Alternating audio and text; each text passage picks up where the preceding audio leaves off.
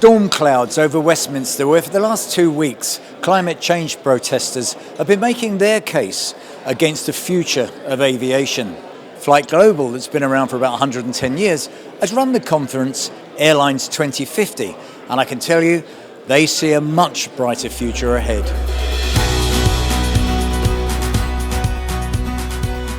The conference set out to look at the role the UK's aviation industry will play, but attracted global airlines, UK airports and government departments and industry associations. Good air transport connections between cities is essential for the modern economy.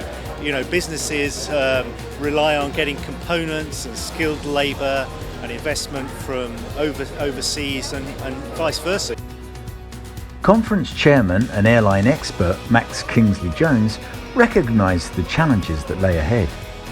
Well, there's uncertainty definitely at the moment because of the current political situation, but there's also a lot of confidence for the long term. But I think there's some short-term pressures which have come up several times today already around the environment, around taxation, and around the general state of the economy, both on a national level and on a global level, and what impact that could have on the business, on passengers and number of travellers.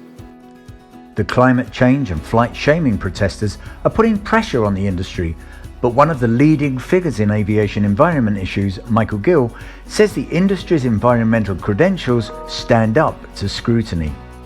Aviation set its target for 2050 about 10 years ago. We want to reduce our CO2 emissions by 50% compared with 2005 levels by 2050. Now that's an extremely ambitious target to achieve. We were the first sector to do so. There's no point in setting a target and then finding out afterwards that it's really not feasible. And so the industry is taking a very responsible and prudent approach to putting in place a pathway to make sure that we can get there.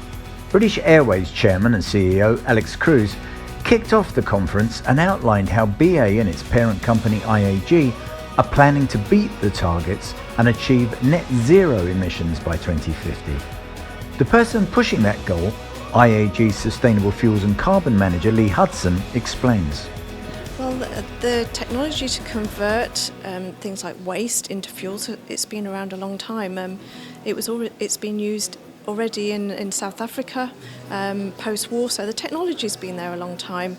It's just that now we're starting to develop smaller scale projects to convert problem wastes into something of really high value, and the fuel we make from sustainable fuel we make from this kind of technology is really fantastically good quality. I call it a beautiful fuel because it really burns very cleanly and it achieves the carbon reductions we want.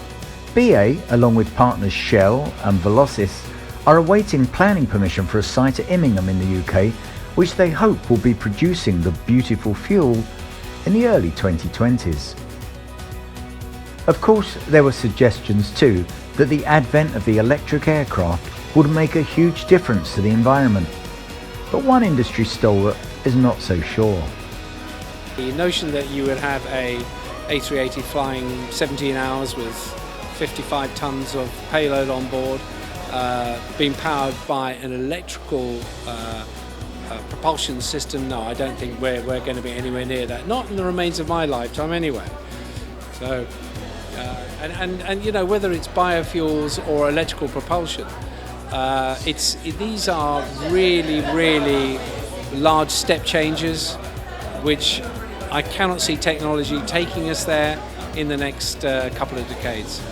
While Sir Tim quite rightly bemoans the demise of the A380, the UK's second flag carrier, Virgin Atlantic, strengthened by the launch of the former Flybe business as Virgin Connect, is looking to reinforce its green credential as it goes through a fleet transformation.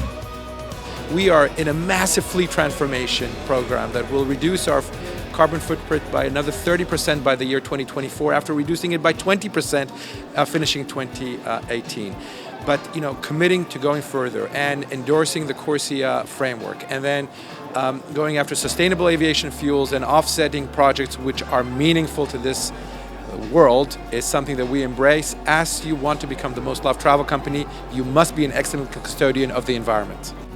And while the collapse of the grandfather of the travel industry, Thomas Cook, may have made you think the day of leisure and charter flights are over, not so, says one of the leading players. clearly customers are always going to want to travel because they explore new destinations, they have different cultural experiences, it's special family time, and we want to make sure that we are able to create that for them. But we must make sure that we don't create over-tourism in areas. So the TUI Care Foundation, which is an integral part of our business, is looking at how we can work with local environments where we're taking customers to manage our tourism in a sustainable way by giving something back. Of course, airports have their role to play too. There was plenty of debate about the much delayed controversial third runway at Heathrow. We've already committed that Heathrow for a target of net zero by 2050, so we've already got a lot of plans in place. But I think you're right to say, the world is changing very fast, and sustainability is becoming more and more important for everybody. And it was a representative from the airport industry that summed up the whole mood of the conference.